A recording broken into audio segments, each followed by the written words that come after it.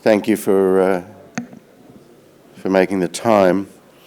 KEFI is a small company on the AIM market in London, but with very large partnerships in two countries within what's known as the Arabian-Nubian Shield. So we are an explorer, developer and hands-on operator, but we're also managing these partnerships as a fiduciary for our non-mining participants in Ethiopia and Saudi Arabia. You'll see what I mean in a moment. In Ethiopia, our partner is the government itself. They're putting in capital at our invitation, and also local banks and insurance companies have formed an investment company to invest alongside us in our project. Ethiopia is a very growth-oriented country. It's come out of some turmoil over the last 2 years. As of 18 months ago, it's become a very progressive, pro-democracy situation. I don't know if you're noticed or you're aware, but the Prime Minister won a Nobel Peace Prize only a week or two ago because of the quite transformative, progressive changes that have taken place there. The strain of being Africa's highest growth country, Ethiopia, is also straining the trade balance and the currency. So the country is very keen to develop the gold sector because of the export generation that it can contribute. We, in fact, will be the largest single export generator for the country. So it's a very important project for the country. The government is putting in money, banks and insurance companies are putting in money, and we've raised $58 million from them for them to get a 50% share of our first mine development there. The remarkable thing is that our market capitalization today in London is $8 million, compared to them putting in $58 million to be a 50% shareholder in the project alongside of us. So obviously that will change as the closings take place, and they're scheduled to take place over the next few weeks, so that will tend to correct itself over time. What we have in KEFI is a situation whereby the countries are actually taking off, if you like, both Ethiopia and Saudi Arabia, putting a very high priority on mining. The projects of the company are taking off after a lull for the last few years where we were sort of stuck and not able to move forward. And of course now it appears the gold price has improved. So perhaps this is a propitious moment for our company. Our market cap is but a fraction of our NPVs. Again, this will tend to correct itself as things move forward. The Arabian-Nubian Shield is a geological expression for that part of the world. In a commercial sense, the significance of that is that where the gold comes from in Australia is the same geology. So Australia was rather a backwater for gold up until the 1970s, and it took off, and it's now the world's #2 gold producer as a region. And it's from the same geology as you have in the Arabian-Nubian Shield, which is why Australians like myself are interested in the Arabian-Nubian Shield. We can visualize what we believe will happen in this part of the world from the point of view of wealth creation from minerals. And we can also, if you like, apply the tools and experiences of the last 40 or 50 years from Australia as these countries open their doors to people like us to get involved. Now, clearly, having joint ventures with the government and the leading financial institutions of Ethiopia is a good start to setting up a platform to be first mover in that country.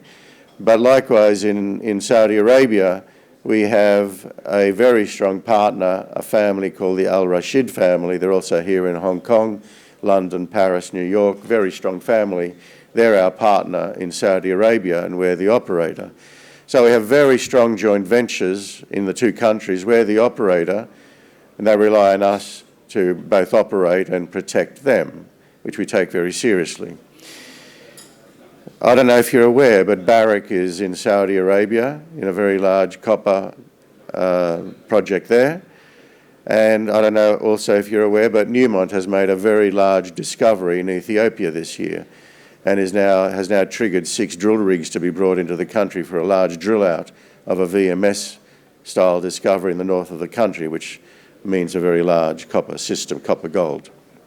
So it's sort of game on, if you like, in the Arabian-Nubian Shield, and we're truly in pole position because of our partnerships and because of our projects, and because we've been tenaciously working away for a decade in Saudi Arabia and for 5 years in Ethiopia, whilst the rest of the world didn't bother coming to these countries until now. Ethiopia is transforming itself rapidly. That's why Prime Minister Abiy was given the Nobel Peace Prize. Some very commendable initiatives there. Our project is in the west of the country, where there's lots of little yellow dots there marking where gold has been mined since the Pharaoh times. And ours is the only industrial scale project. The others are little artisanal things. There's no artisanal workings on our property because the gold is microscopic in particle size. So ours is a 1 million ounce reserve, all bankable, finished reports and so on. And it's all financed, bankable, ready to go. And as I say, as the project equity comes in over the next weeks, it's triggering the development for construction of the gold mine. That's what it looks like. Most people think Ethiopia is a desert. It isn't. 2/3 of the country looks like the picture on that screen, and the gold is in that hill on the screen. And 1/3 of the country is more desert-like and down around sea level or lower, but 2/3 of the country is up high. This is 1,700 metre altitude. The capital is 2,200 metre altitude. And the highest part of the country is 4,500 altitude. It's all permitted, ready to go, and it's all about to start.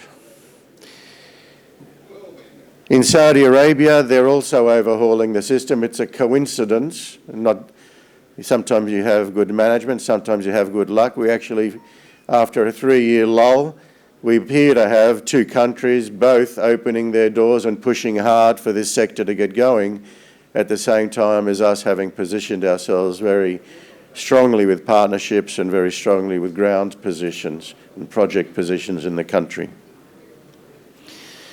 This picture just shows the scale of our main licence holding area in Saudi Arabia on the sort of the black and white picture, and it's just comparing the scale to the area over in Eritrea, which has turned out to be about 25% of the Eritrean economy, the project inside that area. So the scale of what we are doing, what we are tackling and exploring in Saudi dwarfs that Bisha project, which has yielded a lot of wealth for Eritrea and the owners of that company.